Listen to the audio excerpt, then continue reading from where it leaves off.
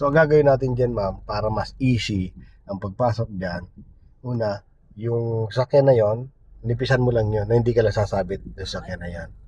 So, medyo madikit ka doon. Tapos, yung mirror mo na yan, side mirror mo, ilagpas mo lang konti sa side mirror niya. Yung parking ni ma'am. Yan. Lapitan natin yan. Yan. Bagalan mo lang. Yan. Yan. Op. Konting lagpas lang ha. Konti pa. Then stop. Okay, lagay sa reverse. Todo manibela pumunta sa kaliwa. Todo. Okay, bagalan mo pa. Bagalan mo pa. Yan. Tapos pakiramdaman mo yung gulong, no? Yung pag nag-aatras tayo, yung gulong maganda makikita mo. Paano pa dikitin sa gilid. Ngayon, pag hirap na hirap ka, nakatodo naman manibela mo, hindi pa rin dikit, dito ka naman titingin sa isang mirror na. Safe na to. Pag hindi safe, abanti tayo. Pero dyan, malapad, kaya wala kang problema. No?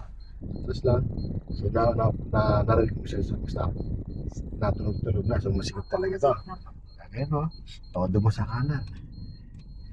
Tapos huwag mong kalimutan lagay sa reverse, sa drive.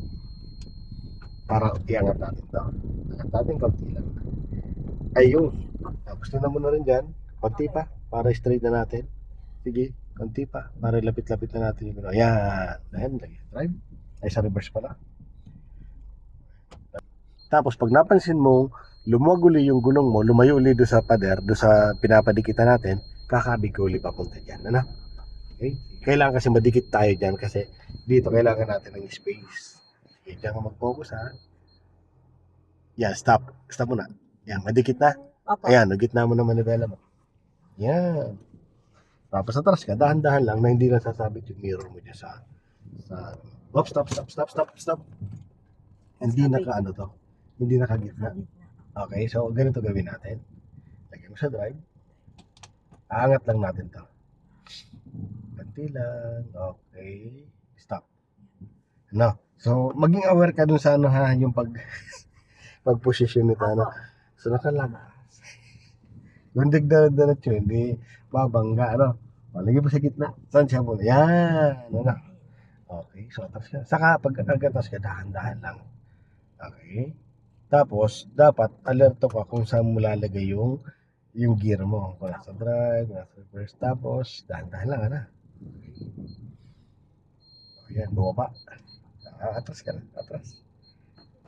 Naka-reverse na yan. Okay, so apa ka ng konting gas. Magaan lang na apak. No? Natitignan mo dyan kung sasabit lang yung mirror mo. Sige, patras mo lang, magaan lang na apak na medyo, ano lang, para yan, ganyan lang, ano. Pag napapabilis, tanggalin mo tapos apak ano. Okay, di ba? Yan, apak ng brake. Kasya, no? Ayan, no? Di na sasabit. Ganun din sa ano dyan, no? So, daanan mo pa ha, kasi para papunta na tayo doon sa may pedar mo, no? Ayun, sige, apak ng brake, hindi lang.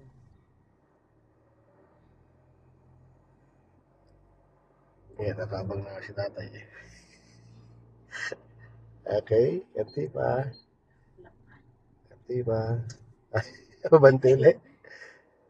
Sige pa, magaan lang na, kanting ano pa, kanting diin pa ng gas. Sige pa, kanti pa. Lagyan mo laman-laman pa konti. Boom. Yan. Nanapak ng brake. Konti-konti ha. Go. Konti pa. Up, stop. Apak ng brake. Up. Yan. Yan na. Yan. Pag nagkamali, edi, yari na. Nag-pass.